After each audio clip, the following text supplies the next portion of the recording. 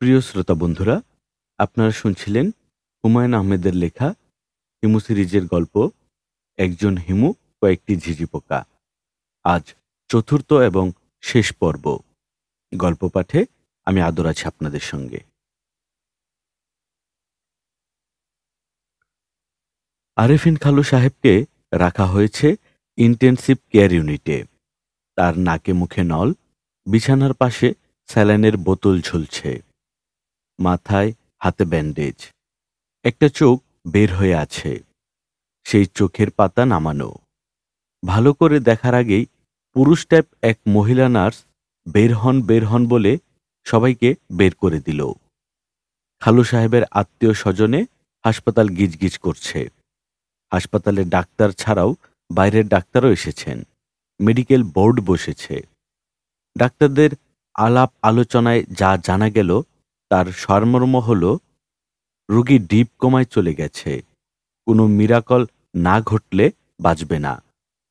আরেফিন খালুর আত্মীয় স্বজনদের আলোচনায় জানা গেল, ডিপ কোমায় যাবার আগে ডাক্তার, নার্স এবং তার দূর সম্পর্কের এক ভাইয়ের কাছে হত্যাকাণ্ডের বর্ণনা দিয়ে গেছেন।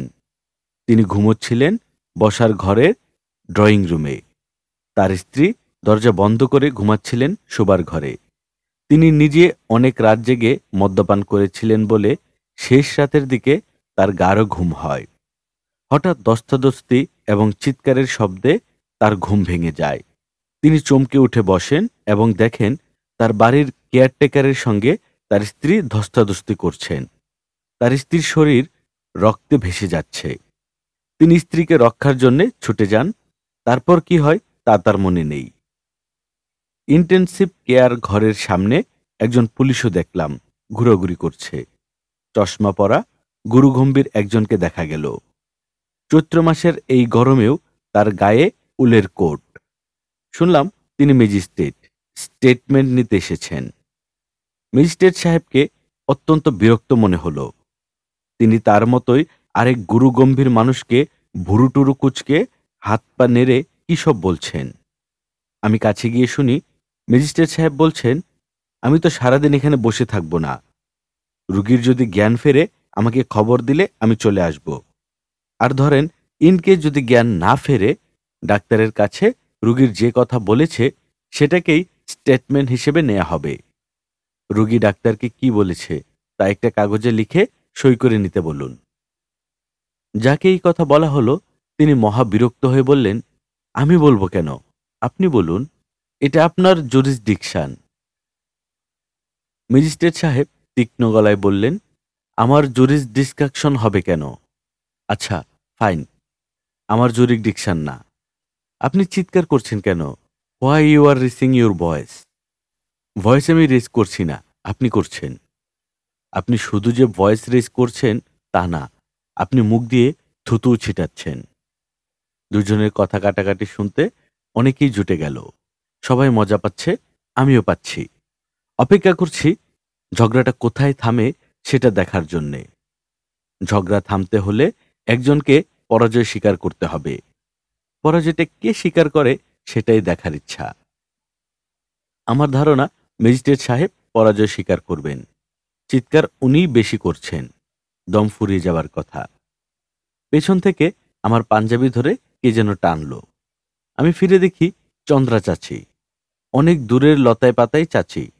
বিবাহ এবং মৃত্যু এই দুই বিশেষ দিনে লতাপাতা আত্মীয়দের দেখা যায়। সামাজিক মেলামেশা হয়, আন্তরিক আলাপ আলোচনা হয়।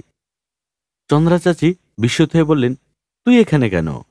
আরেফিন সাহেব তোর কে হয়? আমি বললাম, আরেফিন সাহেব আমার কেউ হন না, তার স্ত্রী আমার খালা হন। ও আচ্ছা, আমি জানতামই না। কিরকম দুঃখের ব্যাপার দেখেছিস, দিনে দুপুরে জোড়া খুন। জোড়া খুন বলতে পারো না, একজন তো এখনো ঝুলছে। চাচি দুঃখিত গলায় বললেন, একটা মানুষ মারা যাচ্ছে আর তুই তার সম্পর্কে এমন ডিসরেসপেক্ট নিয়ে কথা বলছিস? এটা ঠিক না, স্বভাবটা বদলা হিমু। আমি দীর্ঘ নিঃশ্বাস ফেলে বললাম, জি আচ্ছা, বদলাবো। চন্দ্রা চাচি গভীর বিষাদের সঙ্গে বললেন, আমি লক্ষ্য করছি মানুষজন কেমন যেন মেকানিক্যাল হয়ে যাচ্ছে, রোবট টাইপ। মানুষের মৃত্যু, রোগ ব্যাধি এইসব কিছুই আর কাউকে স্পর্শ করছে না। ঠিক বলছি না? অবশ্যই ঠিক বলছেন। চন্দ্রা চাচি হাত ব্যাগ থেকে পান বের করে মুখে দিতে দিতে চট করে প্রসঙ্গ পাল্টে বললেন, আমার ছোট মেয়ে ঝুমুর বিয়ে দিয়েছি, সেনাকুঞ্জে অনুষ্ঠান করেছি, গেস্ট ছিল ১,০০০। বলো কি? তাও তো সবাইকে বলতে পারিনি। তোকে অবশ্যই কার্ড পাঠাতাম। তুই কোথায় থাকিস জানি না। বিয়ে ভালো হয়েছে কিনা বলো। ছেলে কেমন? হীরের টুকরা না গোবরের টুকরা? চন্দ্রা চাচি চোখ মুখ শক্ত করে বললেন, ছেলে গোবরের টুকরা হবে কেন? এইসব কি ধরনের কথা? ছেলে কেমিক্যাল ইঞ্জিনিয়ারিং এ পিএইচডি করেছে, আমেরিকায় থাকে। ছেলের আপন চাচা স্টেট মিনিস্টার। বলো কি, মিনিস্টারের ভাতিজা? ছেলের ফ্যামিলি খুবই পলিটিক্যাল এবং খানদানি পলিটিক্স করে। এখনকার কাদা ছোড়াছুড়ি পলিটিক্স না। ছেলের বড় দাদা ব্রিটিশ আমলের এমএলএ ছিলেন। আশ্চর্য তো। চন্দ্রা চাচি আনন্দিত গলায় বললেন, ঝুমুর বিয়েতে মন্ত্রী এসেছিলেন ৪ জন। বাংলাদেশের অনেক ইন্সপেক্টর, কবি, সাহিত্যিকরা এসেছিলেন। শো বিজনেসের অনেকেই ছিল। ফিল্মের ২ নায়িকা এসেছিল। তারপর টিভির নায়িকারাও ছিল। অটোগ্রাফের জন্য এমন হুড়াহুড়ি শুরু হলো, সব ভিডিও করা আছে। বাসায় আসিস, দেখাবো। আচ্ছা, যাবো একদিন। আজই চল না। টোটাল ৪ ঘন্টা ভিডিও ছিল, কেটে কুটে ২ ঘন্টা করা হয়েছে। এর মধ্যে আবার বাইরে থেকে মিউজিক পাঞ্চ করা হয়েছে। বিসমিল্লাহ খার সানাই জায়গা মতো বসানো হয়েছে। মিউজিকটা সামান্য স্যাট হয়েছে, তবে তুই দেখে খুবই মজা পাবি। শুনি আমার মজা লাগছে। বিয়ের দিন ঝুমুরকে কি সুন্দর যে লাগছিল, না দেখলে বিশ্বাস করবি না। এর কারণও আছে। ঝুমুরের মেকআপ দেওয়ার জন্যে আমি ফিল্ম লাইন থেকে মেকআপ ম্যান নিয়ে এসেছি, দীপক কুমার সুর। ২ বার মেকআপে জাতীয় পুরস্কার পাওয়া মেকআপ ম্যান। সে ৩ ঘন্টা লাগিয়ে মেকআপ দিয়েছে। ফিল্ম লাইনের মেকআপম্যানরা মুখের কাটা ভাঙতে পারে। ঝুমুরের থুতুনি সামান্য উঁচু ছিল না। এটা কেমন করেছে? দাবিয়ে দিয়েছে। হুম। আয়নায় ঝুমুর নিজেকে দেখে চিনতে পারেনি। দাঁতের কি করেছে? চন্দ্রা চাচি বিস্মিত হয়ে তাকালেন। আমি বললাম, ঝুমুর সামনে কোদাল সাইজের যে ২টা দাঁত ছিল, তার কি করা হয়েছে? সেগুলো কি দাবিয়ে দেওয়া হয়েছে? চন্দ্রা চাচি থমথমে গলায় বললেন, ঝুমুর কোদাল সাইজ দাঁত? আমি হাই চাপতে চাপতে বললাম, ভুলে গেছো নাকি? ঝুমুরকে স্কুলের বন্ধুরা মিকি মাউস বলে খেপাতো। সে বাসায় ফিরে কাঁদতো। ওই দাঁত দুটার কি হলো? ফিল্ম লাইনের মেকআপ দিয়ে বড় দাঁত ছোট করার ব্যবস্থা কি কিছু আছে? চন্দ্রা চাচি যেভাবে তাকাচ্ছেন, তাতে মনে হওয়া স্বাভাবিক তিনি কিছুক্ষণের মধ্যে আমার উপর ঝাঁপিয়ে পড়বেন। তাকে এই সুযোগ দেওয়া ঠিক হবে না। চলে যেতে হবে। যাবার আগে আরেফিন খালু সাহেবকে একটা কথা বলে যাওয়া দরকার। যে ডিপ কোমায় আসে, সে আমার কথা শুনতে পাবে এমন আশা করা ঠিক না। তবুও চেষ্টা করতে দোষ নেই। ইন্টেনসিভ কেয়ারে ঢোকা আমার পক্ষে অসম্ভব ব্যাপার। ঘরে এখন কাউকেই ঢুকতে দিচ্ছে না। উকিঝুঁকিও দিতে দিচ্ছে না। দরজার সামনে পুলিশ পাহারা বসেছে। কোনো একটা কৌশল বের করতে হবে। ইন্টেনসিভ কেয়ারের দায়িত্বে যে ডাক্তার আছেন তাকে ধরতে হবে। ইন্টেনসিভ কেয়ারের দায়িত্বে যিনি আছেন তার নাম মালেকা, ডাক্তার মালেকা বানু। আমি লক্ষ্য করেছি পুরুষদের নামের শেষে আকার যুক্ত করে। যেসব মহিলাদের নাম রাখা হয় তাদের মধ্যে পুরুষভাব প্রবল থাকে। যেমন মালেক থেকে মালেকা, রহিম থেকে রহিমা, সিদ্দিক থেকে সিদ্দিকা, জামিল থেকে জামিলা, শামীম থেকে শামীমা। তবে ডাক্তার মালেকা বানুকে সেরকম মনে হলো না। তার চেহারার মধ্যেই খালা খালা ভাব। আমি দরজা খুলে তার ঘরে ঢুকলাম। তিনি চোখ সরু করে তাকালেন না বা বিরক্তিতে ঠোঁট গোল করলেন না। আমি শান্ত গলায় বললাম, আপনি ডাক্তার মালেকা বানু? জি। আরেফিন সাহেব কোমায় থাকা অবস্থায় আপনাকে যে স্টেটমেন্ট দিয়েছেন তা আপনি এখনো পুলিশের কাছে জমা দেননি কেন? থ্রেডবেড কনফেশন যে কি রকম গুরুত্বপূর্ণ তা কি আপনি জানেন না? ফর ইউর ইনফরমেশন, শুধু এই কনফেশনের কারণে দুজনের ফাঁসি হয়ে যাবে। আপনি কি পুলিশের কেউ? জি, আমি গোয়েন্দা বিভাগের। এই মামলার পুরো তদন্তের দায়িত্বে আমি আছি। বুঝতে পারছি। না, বুঝতে পারছেন না। মামলাটা আপনার কাছে যত সহজ মনে হচ্ছে, আসলে তত সহজ না। অনেক জটিলতা আছে। ও! আমার পরিচয়টা আশা করি গোপন থাকবে। এখানে কেউ জানে না আমি কে। পুলিশের লোকজনও জানে না। আশা করি আপনার মাধ্যমেও কেউ জানবে না। জি না, জানবে না। আপনি চা কফি কিছু খাবেন?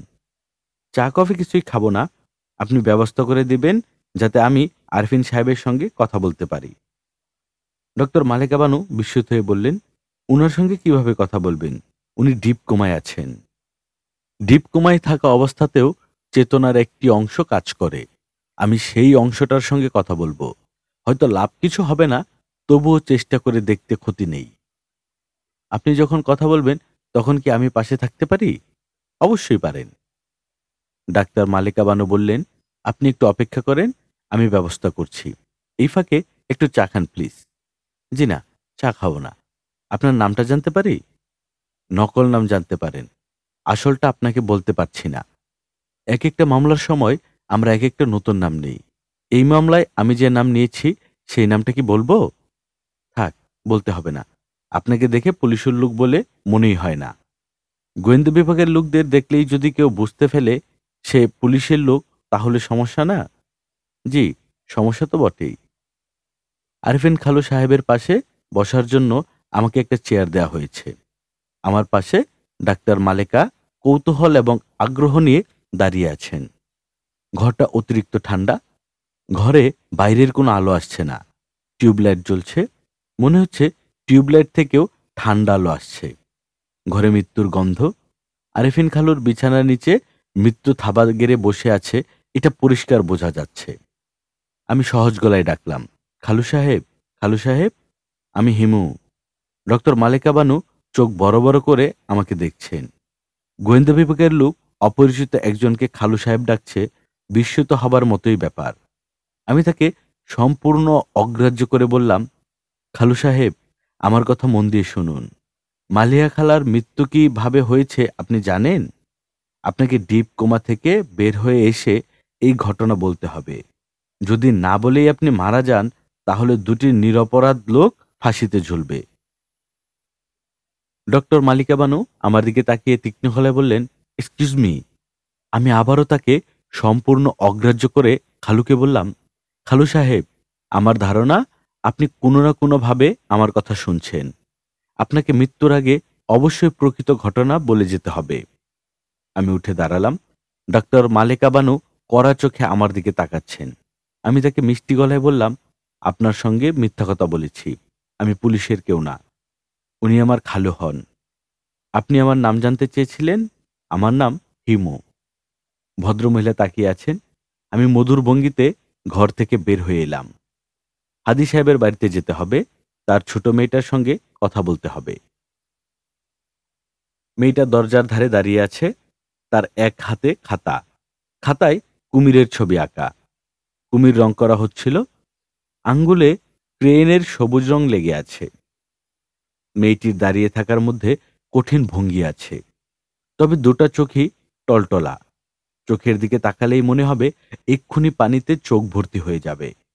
আমি বললাম, কেমন আছো পাখি? মেয়েটা জবাব দিল না।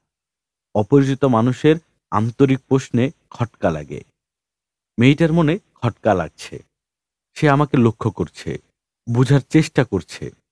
আমি বললাম, তোমার কুমিরের ছবির রংটা ঠিক হয়নি। কুমির কখনো সবুজ হয় না। এই কুমিরটা যে পানিতে ছিল, সেই পানি শ্যাওলায় ভর্তি। এই জন্যে কুমিরটা সবুজ। কুমির থাকে নদী নালায়। নদী নালায় শ্যাওলা হয় না।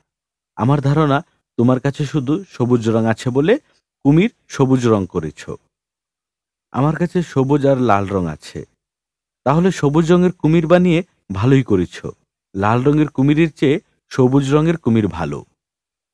পাখির কাঠিন্য হঠাৎ কমে গেল। সে শান্ত গলায় বলল, আপনাকে আমি চিনেছি। আপনার সঙ্গে আমার টেলিফোনে কথা হয়েছে। আপনার নাম হিমু। আপনি তো বাবার সঙ্গে কথা বলতে এসেছেন। বাবা বাসায় নেই। আমি তোমার বাবার সঙ্গে কথা বলতে আসিনি। তোমার সঙ্গে গল্প করতে এসেছি। আজ স্কুলে যাওনি? না, স্কুলে নিয়ে যাওয়ার কেউ ছিল না, এই জন্যে। হুম। বাসায় তুমি ছাড়া আর কে আছে? পাখি জবাব দিল না। আমি লক্ষ্য করলাম তার চোখে পানি জমতে শুরু করেছে। সে হাতের তালুতে চোখ মুছল, লাভ হলো না। সঙ্গে সঙ্গে চোখ আবার পানিতে ভর্তি হয়ে গেল। আমি পুরোপুরি নিঃসন্দেহ হলাম মেয়েটা বাড়িতে একা আছে। গত রাতেও হয়তোবা একাই ছিল। ঢাকায় তোমাদের আত্মীয় স্বজন আছে না? আছেন। তুমি তাদের ঠিকানা জানো না? মেয়েটা নাসূচক মাথা নাড়ল। সে তার চোখের পানি নিয়ন্ত্রণে নিয়ে নিয়েছে। এখন তার চোখ শুকনা, ছলছলে ভাবও নেই। তোমার বাবা কোথায় তুমি জানো? জানি। সকালে নাস্তা খেয়েছ? না। না কেন? ঘরে খাবারে কিছু ছিল না? না। আমার ধারণা আছে তুমি ভালো করে খুঁজে দেখোনি। আটা থাকার কথা, আটা দিয়ে রুটি বানানো যায়। সবজি থাকার কথা, সবজি ভাজি রুটি। ডিম যদি থাকে তাহলে ডিমের মামলেট। তুমি রান্না করতে পারো না? চায়ের পানি গরম করতে পারি। আসলটাই তো পারো। রুটি বেলাও খুব সহজ। আটা দিয়ে একটা গোল্লার মতো বানিয়ে বেলতে হয়। পাখির চোখের কোণায় সামান্য আনন্দ যেন ঝলসে উঠল। চোখ চিকচিক করে উঠল। আমি বললাম, চলো রান্নাঘরে গিয়ে দেখি কি আছে, কি নেই। আমিও সকালে নাস্তা করিনি। আজকের নাস্তাটা তুমি বানাও। দুজন মিলে নাস্তা করি। নাস্তা বানাতে পারবে না? আপনি দেখিয়ে দিলে পারবো। আমি দেখিয়ে দেব কিভাবে? আমি কিছু জানি নাকি? যাই হোক, দেখি দুজনে মিলে চিন্তা ভাবনা করে একটা কিছু করতে হবে। আগে চলো রান্নাঘর ইন্সপেকশন করে দেখি। রান্নাঘরে ময়দা পাওয়া গেল, আলু পাওয়া গেল, একটা ডিম পাওয়া গেল। আমি পাখিকে নিয়ে মহা উৎসাহে রান্নাবান্নায় লেগে গেলাম। রান্না করতে করতে জানা গেল পাখি কাল রাতে একা ছিল। ঘরে পাউরুটি এবং কলা ছিল। পাউরুটি কলা খেয়েছে। বাবা ফিরে আসবেন এই ভেবে অনেক রাত পর্যন্ত জেগেছিল। তার স্কুলের অনেক হোমওয়ার্ক ছিল, সব করে ফেলেছে। ভয় লাগেনি? বাথরুমে কে যেন হাঁটাহাঁটি করছিল, তখন একটু ভয় লেগেছে। আমি ভীত গলায় বললাম, বাথরুমে কে হাঁটাহাঁটি করছিল? ভূত? পাখি বিরক্ত হয়ে বলল, আপনি কি যে বাচ্চাদের মতো কথা বলেন? ভূত বলে পৃথিবীতে কিছু আসে নাকি? নেই? অবশ্যই না। ভূত, রাক্ষস, খোকস সব বানানো। আমি বললাম, ভূত প্রেতের গল্প এখন থাকুক। আমার এদের কথা শুনলেই গা ছমছম করে। পাখি বিস্মত হয়ে বলল, আপনি এত ভীতু কেন? আমি হাই তুলতে তুলতে বললাম, আমার অনেক বুদ্ধি তো, এই জন্য ভীতু। বুদ্ধিমানরা ভীতু হয়। যার যত বুদ্ধি সে তত ভীতু। আপনার কথা ঠিক না। আমারও অনেক বুদ্ধি, কিন্তু আমি ভীতু না। তা অবশ্য ঠিক।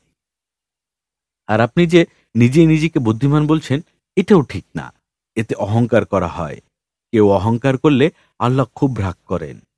আল্লাহর মোটেই রাগ করেন না। আল্লাহ কি তোমার আমার মতো যে চট করে রেগে যাবেন? কেউ অহংকার করলে আল্লাহ খুব মজা পান। মজা পেয়ে বলেন, আরে বোকাটা কি নিয়ে অহংকার করছে? আপনাকে কে বলেছে? কেউ বলেনি, আমার মনে হয়। আল্লাহকে নিয়ে এই ধরনের কথা মনে হওয়াও খারাপ। এতে পাপ হয়। আপনি এ ধরনের কথা আর কখনো বলবেন না। আচ্ছা, বলবো না। আর শোনো, তুমি কি রুটি বেলছো? আঁকাবাঁকা হচ্ছে। আপনি উল্টাপাল্টা কথা বলছেন তো, এই জন্যে মন দিয়ে কাজ করতে পারছি না। আচ্ছা যাও, আর কথা বলবো না। লাস্ট কথাটা বলে নেই? বলুন। নাস্তা শেষ করেই তুমি একটা সুটকেসে তোমার বই খাতা, জামা-টামা এইসব দরকারি জিনিস গুছিয়ে নেবে। আমরা ঘরে তালা দিয়ে চলে যাব। কোথায় যাব? আমার এক পরিচিত বাসায় তোমাকে রেখে আসব। এখানে তোমাকে একা ফেলে রেখে যাওয়া যাবে না। যে বাড়িতে বাথরুমের ভূত হাঁটাহাঁটি করে, সেই বাড়িতে তোমাকে একা রেখে যাওয়া অসম্ভব ব্যাপার। বাথরুমে ভূত হাঁটাহাঁটি করে আপনাকে কে বলল? তুমিই না বললে? পাখি মহা বিরক্ত হয়ে বলল, ভূত হাঁটাহাঁটি করে এরকম কথা তো আমি বলিনি। আমি শুধু বলেছি বাথরুমে শব্দ হচ্ছিল। মনে হচ্ছিল কে যেন হাঁটছে। কে যেন হাঁটছেটাই ভূত। শহরের বেশিরভাগ ভূতই থাকেন বাথরুমে। ওদের একটু পরপরই পানির তৃষ্ণা পায় তো, বাথরুমে থাকাটাই এদের জন্য সুবিধাজনক।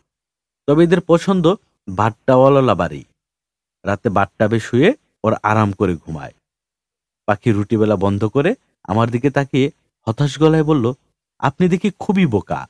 আপনি এত বোকা কেন? আমি হেসে ফেললাম। কারণ আমি এত বোকা কেন, এই প্রশ্নটি আমি আমার এক জীবনে অসংখ্যবার শুনেছি, এবং শুধু মেয়েদের কাছ থেকেই শুনেছি। সবচেয়ে বেশি শুনেছি রূপার কাছ থেকে। আমার ধারণা, আজ আমি যখন পাখিকে নিয়ে রূপার কাছে উপস্থিত হব, রূপার কথাবার্তায় এক পর্যায়ে অবশ্যই বলবে, হিমু, তুমি তো বোকা কেন?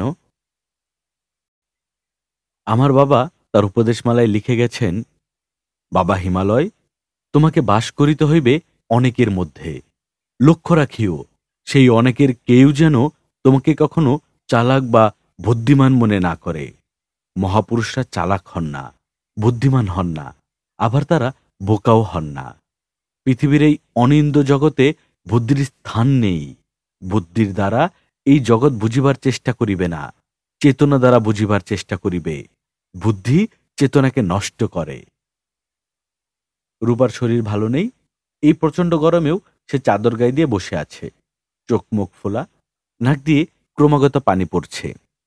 কোলে রাখা টিস্যু বক্স দ্রুত শেষ হয়ে আসছে। রূপা আমার দিকে তাকিয়ে বলল, কতদিন পরে তোমাকে দেখলাম বলো তো? আমি বললাম, প্রায় 1 বছর। রূপা বলল, 1 বছর 7 মাস 9 দিন। ঘন্টা মিনিট বাদ দিলে কেন? ঘন্টা মিনিটও বলতে পারবো, বলতে ইচ্ছে করছে না বলে বলছি না। তোমার সঙ্গের এই মেয়েটিকে, ওর নাম পাখি। ও তোমার সঙ্গে কিছুদিন থাকবে। 12 তারিখ ওর জন্মদিন। জন্মদিনের দিন আমি ওকে নিয়ে যাব। রূপা কিছু বলল না, আমার দিকে তাকিয়ে রইল। আমি বললাম, তোমার কি হয়েছে? রূপা বলল, আমার তেমন কিছু হয়নি। তোমার কতদূর কি হয়েছে সেটা বলো। মহাপুরুষ হতে পেরেছ? না।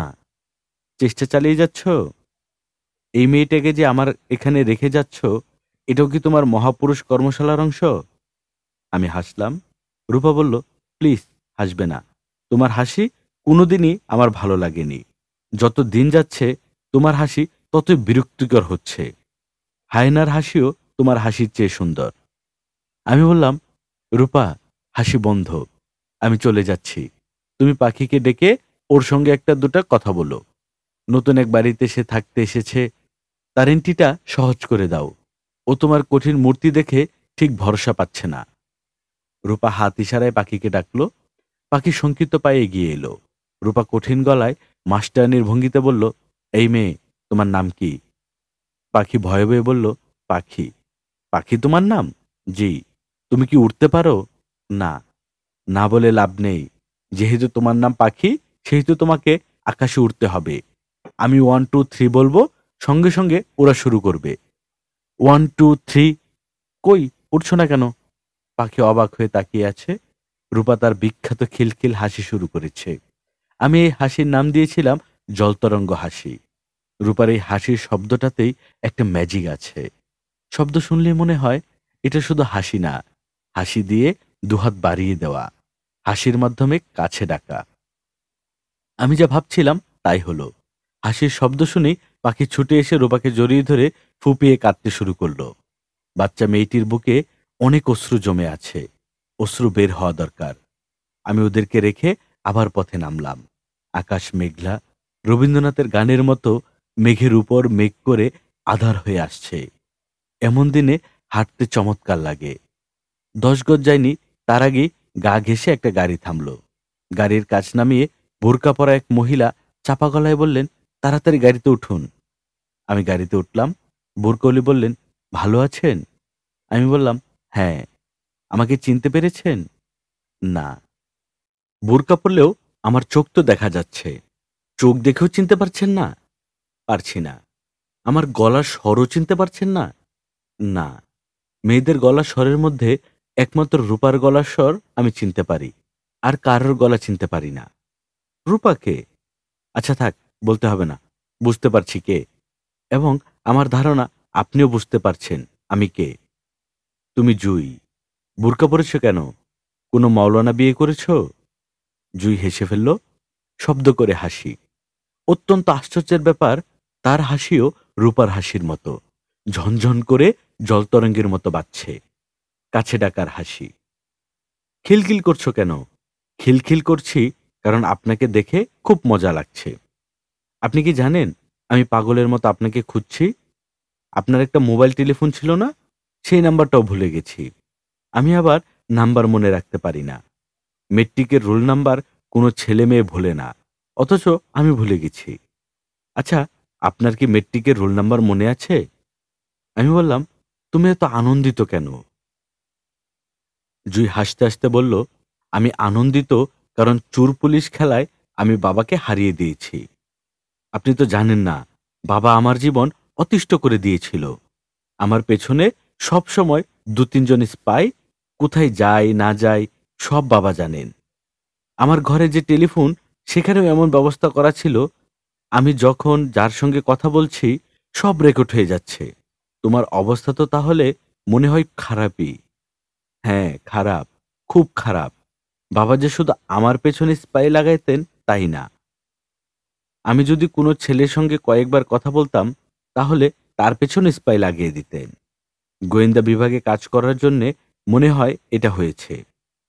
জুই সহজ গলায় বলল, আমার মা বাবাকে ছেড়ে পালিয়ে বাবার অতি প্রিয় এক বন্ধুকে বিয়ে করেছিল। সেই থেকে হয়েছে, বাবা কাউকে বিশ্বাস করতে পারে না। ভালো কথা। আপনি কি আমাদের কয়েকদিন লুকিয়ে থাকার মতো একটা জায়গার ব্যবস্থা করে দিতে পারবেন? আমাদের মানে কি, বিয়ে করেছো?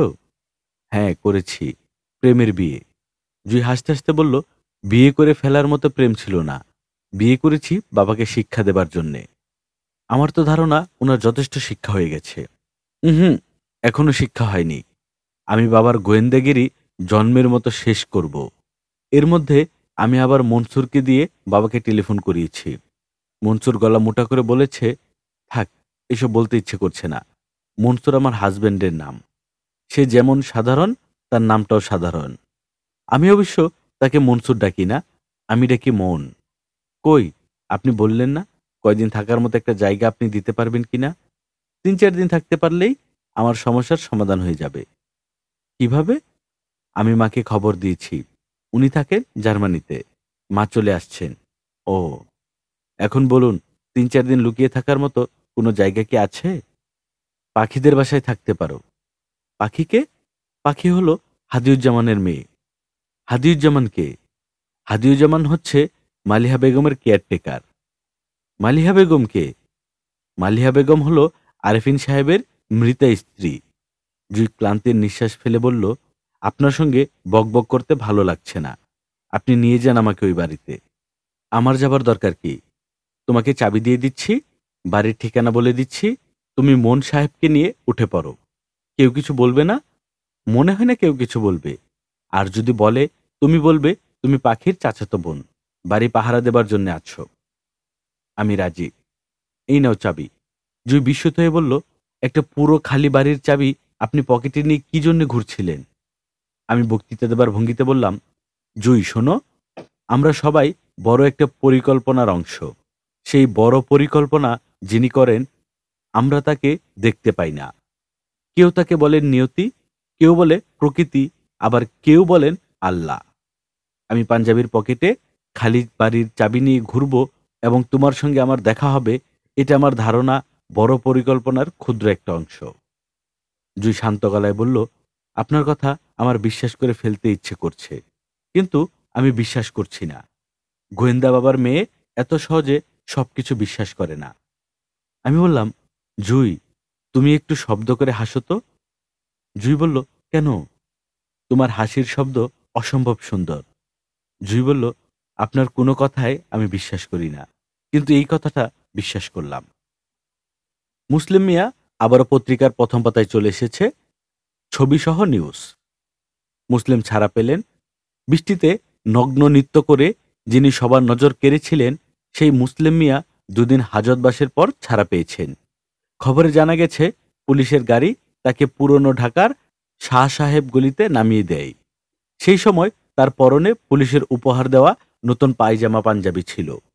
অপরাধী হিসেবে ধৃত কারোর প্রতি পুলিশের এই আচরণ নজরবিহীন। জানা গেছে, থানার পুলিশ বাহিনীর সদস্যদের অনেকেই পাঁচ হয়ে তার দোয়া নিয়েছেন। মুসলিম মিয়া সম্পর্কে থানা সূত্রে প্রাপ্ত একটি তথ্য হচ্ছে, গত ২ দিন মুসলিম মিয়া কোনো খাদ্য গ্রহণ করেননি এবং এক মুহূর্তের জন্যও নিদ্রা যাননি। গ্রেফতারের প্রথম দিনে কিছু কথাবার্তা বললেও দ্বিতীয় দিন থেকে তিনি কারোর সঙ্গেই কোনো কথাবার্তা বলেননি। একটি অসমর্থিত খবরে বলা হয়, মুসলিম মিয়ার শরীর থেকে ভুরভুর করে বেলি ফুলের গন্ধ আসছে। মুসলিম মিয়াকে দেখতে যাওয়া দরকার। সত্যি সত্যি তার জীবনে কোনো ঘটনা ঘটে গেছে কিনা কে জানে। নদীর সঙ্গে মানুষের অনেক মিল আছে। এ ধরনের কথা বলা হয়। নদীর সঙ্গে মানুষের সবচেয়ে বড় অমিল হল নদীর পানি হঠাৎ করে উল্টো দিকে বইতে শুরু করতে পারে না। মানুষের গতিপথ হুট করে কোনো রকম পূর্ব ঘোষণা ছাড়াই পাল্টে যেতে পারে। ঘোর বৈষয়িক মানুষও এক ভোরবেলায় ঘুম থেকে উঠে চায়ের কাপ হাতে নিয়ে হঠাৎ বলে বসতে পারেন, এই জীবনে যা উপার্জন করেছি, সৎ উপার্জন এবং অসৎ উপার্জন সবই আমি দান করে দিতে চাই, ব্যবস্থা করো। কিংবা আশ্রমের কোনো মহাপুরুষ ধরনের সাধক মানুষ তার সমগ্র জীবনের পুণ্যফল হঠাৎ কোনো এক আশ্রমের কোনো কাজের মেয়ের পায়ে তুলে দিয়ে বলে, এটাই আসল জীবন। মানুষ নদী না, মানুষ অন্য জিনিস। মুসলিম মিয়ার সঙ্গে যোগাযোগের পরিকল্পনা আপাতত স্থগিত রাখলাম। তার সঙ্গে দেখা করার আগে আমাকে জরুরি ভিত্তিতে একটা কাজ করতে হবে। হাদী সাহেবের সঙ্গে যোগাযোগ করতে হবে। তাকে বলতে হবে তার মেয়ে ভালো আছে। এমন এক জায়গায় তাকে রাখা হয়েছে যে তাকে নিয়ে আর কোনো দুশ্চিন্তা করতে হবে না। হাদী সাহেব যদি বাকি জীবন জেলেই কাটিয়ে দেন কিংবা ফাঁসির দড়িতে ঝুলে পড়েন, তাতেও সমস্যা নেই। আমাকে দেখে ওসি রকিবউদ্দিন সাহেব কিছুক্ষণ এমনভাবে তাকিয়ে রইলেন যেন বিরক্ত হবেন না খুশি হবেন মনস্থির করতে পারছেন না। শেষে বিরক্তি হবার সিদ্ধান্ত নিয়ে বললেন, কি ব্যাপার? আমি গদগদ গলায় বললাম, আপনাকে দেখতে এসেছি। সামাজিক মেলামেশা, অনেকদিন দেখি না, মনটা কেমন যেন করছে। থানা কি সামাজিক মেলামেশার জায়গা? কোনো কাজে এসে থাকলে বলুন, আর কাজ না থাকলে চলে যান। সামান্য কাজ ছিল। সেটা কি? হাদী সাহেবকে বলা যে তার মেয়েটা ভালো আছে। হাদীটাকে? হাদিউজ্জামান খান, খুনের আসামি। বুঝতে পেরেছি। ও তো নেই। নেই মানে কি? ওসি সাহেব হাই তুলতে তুলতে বললেন, বসুন, বলছি। সামান্য ঘটনা আছে। আমি সঙ্গে সঙ্গে গলা নামিয়ে বললাম, মেরে ফেলেছেন নাকি? ডেড বডি কোথায় রেখেছেন? পানির ট্যাঙ্কে? রিস্ক হয়ে যাবে তো। রাকিবউদ্দিন সাহেব অত্যন্ত বিরক্ত হলেন। তবে এই বিরক্তি দীর্ঘস্থায়ী হল না। তিনি সিগারেট ধরালেন এবং সিগারেটের প্যাকেট আমার দিকে এগিয়ে দিতে দিতে বললেন, বেটাকে মেডিকেলে ভর্তি করা হয়েছে। আমি বললাম, কেন? পেটের ভেতর থেকে কথা বের করার জন্য সামান্য ডলা দেওয়া হয়েছিল। ডলাটা বেকায়দায় পড়ায় জ্ঞান হারিয়েছিল। ডলা খেয়ে অভ্যাস নেই তো, সেই জ্ঞান আর ফেরেনি। সেই জ্ঞান আর ফেরেনি? না। জ্ঞান ফিরবে নাকি আর ফিরবে না? আমি কি করে বলবো? ডাক্তার বলতে পারবে। মানুষটা যদি মারা যায়, আপনাদের কোনো ঝামেলা হবে না? ঝামেলা হবে কেন? আপনাদের ডলা খেয়ে মারা গেল। ওসি সাহেব হাই তুলতে তুলতে বললেন, কোনো ঝামেলা নাই। থানায় এফআইআর করা আছে। আসামি গভীর রাতে হাজতের শিকে মাথা ঢুকিয়েছিল। রক্তাক্ত অবস্থায় তাকে নির্বৃত্ত করা হয়। ও, চা খান? দিতে বলবো? বলুন। চায়ের কাপে চুমুক দিতে দিতে বললাম, এই যে ঘটনাগুলি ঘটে, আপনাদের হাতে লোকজন মারা যায়, আপনাদের খারাপ লাগে না? ওসি সাহেব সিগারেটে লম্বা টান দিতে দিতে বললেন, সত্যি কথা জানতে চান? হ্যাঁ, জানতে চাই। পরনে যখন খাকি পোশাক থাকে তখন খারাপ লাগে না। বাসায় গিয়ে যখন লুঙ্গি গেঞ্জি পরি তখন খারাপ লাগে। আমি বললাম, পুলিশের পোশাক পাল্টে লুঙ্গি গেঞ্জি করলে ভালো হতো, তাই না? রাকিবউদ্দিন সাহেব ক্রুদ্ধ গলায় বললেন, লুঙ্গি গেঞ্জি? লুঙ্গি পরে আমরা আসামির পেছনে দৌড়াবো? অসুবিধা কি? মালকোচা মেরে দৌড় দেবেন। ওসি সাহেব এক দৃষ্টিতে তাকিয়ে আছেন। এখানে আর বেশি সময় থাকা ঠিক হবে না। চাটা ভালো হয়েছিল। পুরো কাপ শেষ করলে ভালো হতো। শেষ করা ঠিক হবে না। এই সময়ে বিস্ফোরণ ঘটে যেতে পারে। আমি উঠে দাঁড়াতে দাঁড়াতে বললাম, হাদী সাহেব কোথায় আছে বলবেন? একটু দেখে আসতাম। পুলিশের ডলা কি জিনিস সে সম্পর্কে ফার্স্ট হ্যান্ড নলেজ নিয়ে আসতাম। ওসি সাহেব যন্ত্রের মতো বললেন, মেডিকেলে, ইন্টেনসিভ কেয়ারে। ভেবেছিলাম আমাকে দেখেই ডক্টর মালেকা বানু তেলেবেগুনের টাইপ জ্বলে উঠবেন। কর্কশ গলায় গেট আউট বলে বসবেন এবং বেল টিপে দারোয়ান ডাকবেন। সেরকম কিছুই করলেন না। শান্ত গলায় বললেন, হিমু সাহেব আসুন। আমি থতমত খেয়ে গেলাম। কারো কাছ থেকে খুব খারাপ ব্যবহার পাবো এ জাতীয় মানসিক প্রস্তুতি নিয়ে যাবার পর হঠাৎ যদি খুব ভালো ব্যবহার পাওয়া যায়, তাহলে সব এলোমেলো হয়ে যায়। আমি কি বলবো বুঝতে পারলাম না। মালিকা বানু বললেন, বসুন। তেঁতুলের শরবত খাবেন? আমার বড় মেয়ে কোথা থেকে জানি তেঁতুলের শরবত বানানো শিখে এসেছে। রোজ ফ্লাক্স ভর্তি করে তেঁতুলের শরবত দিয়ে দিচ্ছে। আমি আবার টক খেতে পারি না। মেয়েটাকে সেই কথা বলতেও পারছি না। বেচারি এত শখ করে একটা জিনিস বানাচ্ছে। আমি বললাম, দিন তেঁতুলের শরবত। মালিকা বানু হাসি মুখে তেঁতুলের শরবত ঢাললেন। আমার দিকে গ্লাস বাড়িয়ে দিতে দিতে বললেন, আজও কি আপনি আপনার খালু সাহেবের সঙ্গে গল্প করতে এসেছেন? আমি তেঁতুলের শরবতে চুমুক দিতে দিতে বললাম, জি না, আজ এসেছি হাদিউজ্জামানের সঙ্গে কথা বলতে। থানা থেকে যাকে পাঠিয়েছে সেই হাদিউজ্জামান? জি। আচ্ছা আপা, আপনি বলুন তো, হাদিউজ্জামানের বিছানা এবং আমার খালু সাহেব আরেফিন সাহেবের বিছানা কি পাশাপাশি? হ্যাঁ, পাশাপাশি। আমি স্থির নিঃশ্বাস ফেলে বললাম, তাহলে সব সমস্যার সমাধান হয়ে গেছে। মালিকা বানু চোখ সরু করে বললেন, কিরকম? আমি বললাম, আমার ধারণা প্রকৃতি বা আল্লাহ বা মহাশক্তি পুরো ব্যাপারটা নিজের হাতে নিয়ে নিয়েছেন। দুজনকে ইন্টেনসিভ কেয়ারে পাশাপাশি শুয়ে দিয়েছে। কাজেই এখন বোঝা যাচ্ছে তার পরিকল্পনা মতোই সবকিছু হচ্ছে। আমাদের চিন্তাগ্রস্ত হবার কিছু নেই। আপনি দুশ্চিন্তাগ্রস্ত ছিলেন? হ্যাঁ, ছিলাম। আমার ধারণা আমার খালু সাহেবই খুনটা করেছেন। স্ত্রীর সঙ্গে ধস্তাধস্তিতে আহত হয়েছেন। কারণ আমার খালাও খুব সহজ পাত্রী না। অপরাধটা নিজের ঘাড় থেকে নামিয়ে ফেলে দিয়েছেন হাদিউজ্জামানের ঘাড়ে। যাই হোক, এখন যেহেতু দুজন পাশাপাশি আছে, প্রকৃতি ব্যাপারটার দ্রুত মীমাংসা করে ফেলবে। দেখা যাবে ১২ তারিখে হাদিউজ্জামান সাহেব তার মেয়ের জন্মদিনে উপস্থিত হবেন। ডক্টর মালিকা বানু আমার দিকে তাকিয়ে আছেন। তার দুচোখে শান্ত কৌতূহল। তার চোখ দুটি বলে দিচ্ছে, আমি নিজ থেকে কিছু জিজ্ঞেস করব না। তবু তুমি যদি কিছু বলো তাহলে খুব আগ্রহ নিয়ে শুনব। আমার কিছু বলতে ইচ্ছা করছে না। ক্লান্তি লাগছে। ইচ্ছা করছে পার্কের কোনো বেঞ্চিতে শুয়ে থাকতে। আকাশের যে অবস্থা, বৃষ্টি নামবেই। পার্কের বেঞ্চিতে শুয়ে বৃষ্টিতে ভেজার মজা অন্যরকম। আমি বললাম, আপা, আপনার টেলিফোনটা কি একটু ব্যবহার করতে পারি?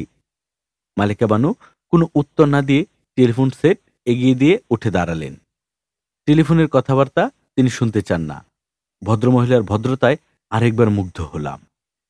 টেলিফোন করলাম নিজের মোবাইলের নাম্বারে। টেলিফোন ধরলেন জুয়ের বাবা। তিনি হতাশ এবং ক্লান্ত গলায় বললেন, কে? আমি বললাম, হিমু। ও তুমি?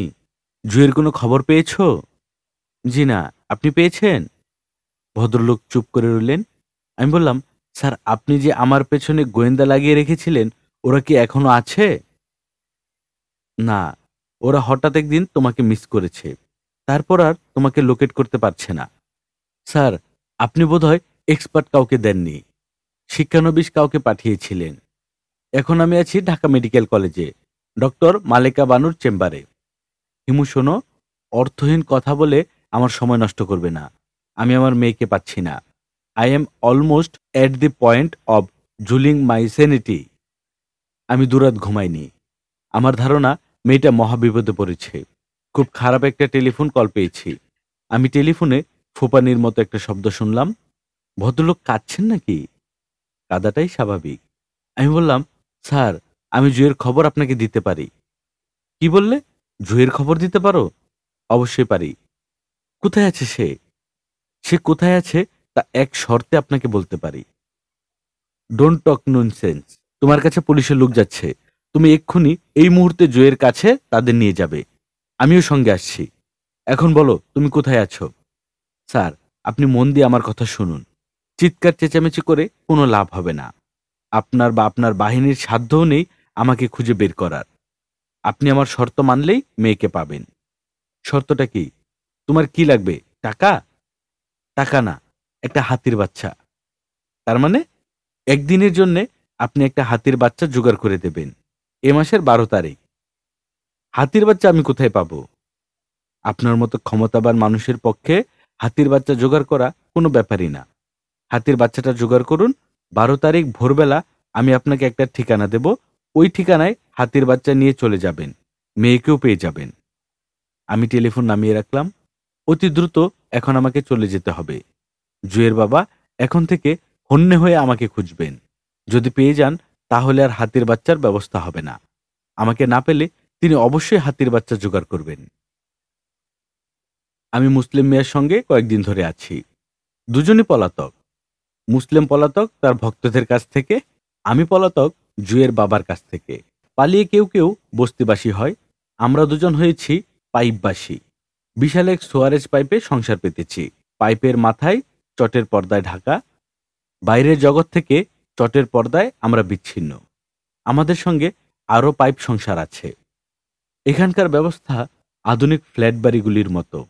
এক ফ্ল্যাটের মানুষ যেমন অন্য ফ্ল্যাটে কি হচ্ছে খবর রাখে না, পাইপ জগতেও এক পাইপে সংসার জানে না অন্য পাইপে কি হচ্ছে। আমরা মোটামুটি সুখেই আছি, তবে মুসলিম মিয়া খুবই যন্ত্রণা করছে। সারাক্ষণ হাহুতাশ। ভাইজান, আপনার কথা শুইনা বৃষ্টির পানিতে ন্যাংটা হয়ে নাচলাম। এরপরেই যে কি হইল ভাইজান, এখন মানুষের মনের কথা বুঝি। কে মনে মনে কি ভাবতেছে পরিষ্কার ধরতে পারি। এই যেমন ধরেন, আপনি এখন ভাবতেছেন একটা হাতির বাচ্চার কথা। সত্য বলতেছি কিনা বলেন ভাইজান? আমি বিস্মিত হয়ে বলি, হ্যাঁ, সত্য বলছো। হাতির বাচ্চার কথাই ভাবছি। তারপর ধরেন বেলি ফুলের গন্ধ। সারা শরীর দিয়া ভুর ভুর করে গন্ধ বাইর হয়। আজ সকালে একবার গায়ে মাখা সাবান দিয়া গোসল দিছি, দুপুরে গোসল দিছি কাপড় ধোয়া সাবান দিয়া, তারপরেও গন্ধ যায় না। কি করি ভাইজান বলেন? কি করতে চাও? আগের মতো হইতে চাই, পীর ফকির হইতে চাই না। পাপ করতে ইচ্ছা করে। ইচ্ছা করলে পাপ করো। আমার যে অবস্থা ভাইজান, আর তো মনে হয় পাপ করতে পারবো না। পাপই যদি করতে না পারি, পৃথিবীতে বাচ্চা লাভ কি? দুনিয়ার আসল মজা পাপে, পুণ্যের মজা নাই।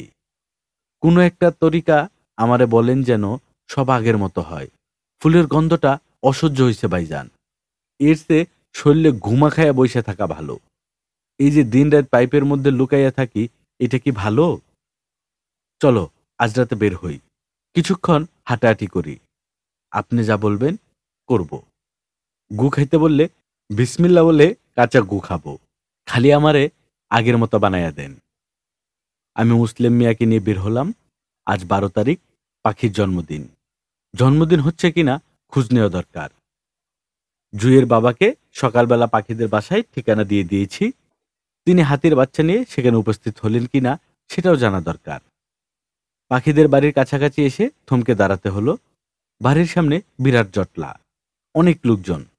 ব্যাপার কি জিজ্ঞেস করতেই একজন হড়বড় করে বলল, এই বাড়িতে একটা হাতির বাচ্চা নিয়ে একজন গেছে। আমি বললাম, হাতির বাচ্চা? জি, হাতির বাচ্চা। 1.5 টন টাকে করে এনেছে। বিষয়টা কি? বিষয় কি জানার জন্যই তো আমরা দাঁড়িয়ে আছি। পাখি মেয়েটির আনন্দ নিজের চোখে দেখতে ইচ্ছা করছে। ইচ্ছাকে প্রশ্রয় দিলাম না। মানুষের গভীর আনন্দ এবং গভীর বিষাদ কাছ থেকে দেখতে নেই। আমি মুসলিমের দিকে তাকিয়ে বললাম, মুসলিম, তোমার আধ্যাত্মিক ক্ষমতা কি বলে? পাখি মেয়েটির বাবা কি ফিরে এসেছে? মুসলিম সঙ্গে সঙ্গে বলল, জি ফিরেছেন। উনার শরীর খারাপ, তাই ফিরেছেন। পুলিশ উনারে ছাইরা দিছে। মুসলিমের কথা অবিশ্বাস করার কোনো কারণ নেই। তার গা দিয়ে বেলি ফুলের গন্ধ ছড়াচ্ছে, তীব্রভাবেই ছড়াচ্ছে। এই গন্ধের উৎস অনেক গভীরে। সাবান পানির ধোঁয়ায় এই গন্ধ যাবে না। আমি মুসলিম মিয়াকে নিয়ে হাঁটছি। মুসলিমের চোখে পানি। সে বিড়বিড় করে বলল, ভাইজান, আপনার পায়ে ধরি, আমার বদলায় দেন।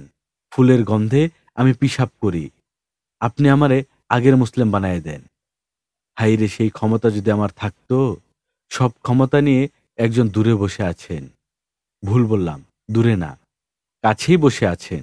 খুব বেশি কাছে বলেই তাকে দেখা যায় না। আপনারা শুনছিলেন হুমায়ূন আহমেদের লেখা হিমু সিরিজের গল্প একজন হিমু, কয়েকটি ঝিঝি পোকা। আমাদের গল্প পাঠ ভালো লাগলে বন্ধুদের সঙ্গে শেয়ার করবেন। পরবর্তী কোন গল্পটি শুনতে চান কমেন্ট করে জানাবেন। আপনি যদি আমাদের চ্যানেলে নতুন হয়ে থাকেন তাহলে অবশ্যই আমাদের চ্যানেলটি সাবস্ক্রাইব করে দিবেন। আজকের মতো এখানেই বিদায় নিচ্ছি। সবাই ভালো থাকবেন, সুস্থ থাকবেন, সুন্দর থাকবেন। আল্লাহ হাফেজ।